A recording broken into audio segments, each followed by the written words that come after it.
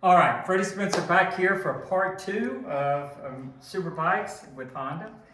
Now this is the bike that was the next step in the evolution from that CB900F that went from a street bike that they made into a race bike in those first couple of years to a bike that was kind of developed for the racetrack but was going to be sold on the street, and that was this incredible VF 750F Interceptor. Now, at the end of 1982, and this is the story I want to tell you, I had told you in part one that I had decided I wasn't going to race super bikes anymore, only Daytona maybe, but probably not beginning after 1982 because my focus was going to be on just Grand Prix racing, the 500s. But I was tire testing at the end of 1982 at Daytona on the NS 500 3-cylinder for the Daytona 200, the two-stroke. And at the end of the test, the Honda engineer said, Freddie-san, could you please run a few laps on what was going to be the 1983 Superbike, and it was the prototype. And it was the prototype of this bike. And they said, would you take a few laps? We know said you weren't going to race superbikes anymore, but we would love for you to let us know and tell us what you think about it. And I went out and did 5 laps, and I came in and I said I'd be more than happy to race this in the superbike race in March.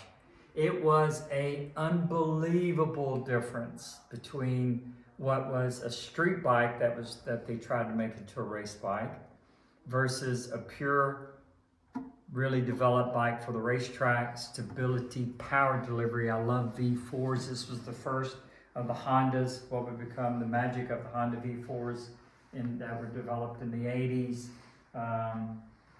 And I have the best record on this bike of any bike that I ever raced, which is 3-0. I won Daytona in March of 83, March of 84, and the first year that Superbikes was the Daytona 200 in March of 85. And I love this bike. And it changed everything. It changed because the other manufacturers then had to really take that technology, which is the point I wanted to make, is it shows how racing and the benefits of why manufacturers race. It's not about speed. This bike certainly was faster in lap time, absolutely.